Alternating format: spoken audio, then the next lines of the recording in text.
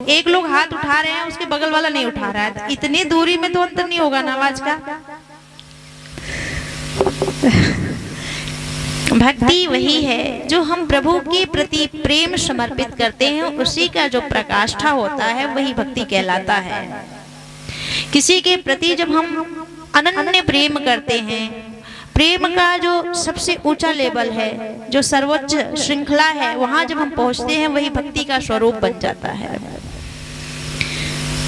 उनके दो पुत्र हैं, तो भक्ति महारानी कहती हैं कि नारद जी ये जो दो बुजुर्ग बुढ़े अचेतावस्था में यहाँ पड़े हुए हैं, ये मेरे दो पुत्र हैं।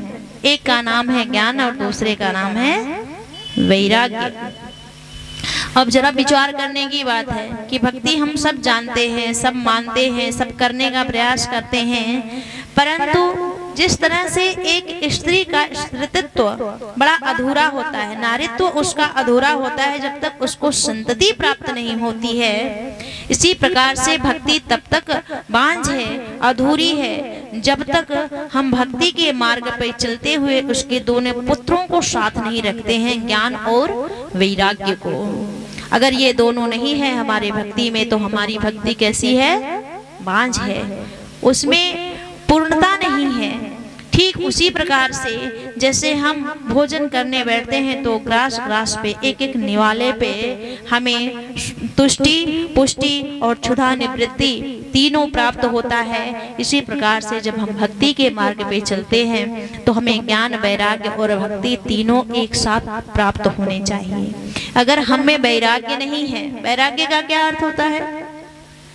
किसी चीज के प्रति जो हमारा हक नहीं है, जो और लोगों का हिस्सा है, जो और लोगों का उस पर अधिकार है, उसको छोड़ देना स्वतः,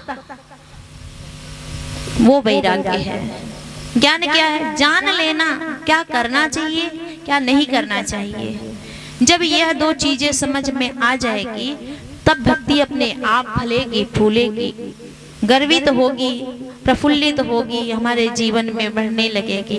परंतु हम ज्ञान वैराग्य को पूछते ही नहीं हैं, जानते नहीं है, मानते नहीं, अपनाते नहीं हैं, सिर्फ भक्ति को पकड़ने का प्रयास करते हैं। और एक चीज हम सब जानते हैं कि अगर किसी माँ को बहुत मानो, बहुत चाहो और उसी के सामने उसके बच्चे को ना चाहो तो वो प्रसन्न होगी।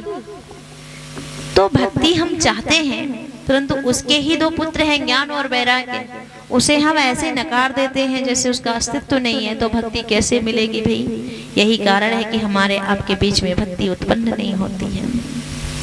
वो कहती हैं कि मैं द्रविड़ देश में उत्पन्न हुई। देखो भक्ति कहाँ उत्पन्न होती है वो परिचय दे रही है। द्रविड़ देश, जब हमारा हृदय, यह देश द्रवित होता है, पिघलता है, किसी के प्रति प्रेम से, उद्वेग से भरता है, तो वहाँ भक्ति प्रकट होती है। वो कहती है द्रविड़ देश में मैं उत्पन्न हुई। कर्नाटक में मैं पली बढ़ी। कर्नाटक क्या है? जो कर्ण पुटे हैं हमारे, जो हमारे कानों से ये बाड़ी जाता है, वही तो द्रवित करता है, उसी भक्ति को तो वो बढ़ाता है। जब तक हम किसी का परिचय नहीं जानेंगे, किसी के बारे में हम अच्छा या बुरा सुनेंगे नहीं, तो हमारे भीतर का जो भाव है उसके प्रति जाएगा नहीं। भाव, प्रेम, याद, यही तो भक्ति का स्वरूप बनता है आगे चल करके। तो भक्ति कहाँ पली बढ़ी? कर्नाटक में। वो एक सिर्फ प्रदेश नहीं है, ये हमारे शरीर में भी एक स्थान है। फिर कहती है कि महाराष्ट्र इत्यादि में मेरा बड़ा सम्मान हुआ। जो हृदय है, जो हमारा हृदय पटल है, मन है, जो पूरा शरीर है, यह महाराष्ट्र है। एक राष्ट्र, दो राष्ट्र जब मिलकर महाराष्ट्र बनता है, तो वहां पर मेरा बड़ा आदर सम्मान हुआ।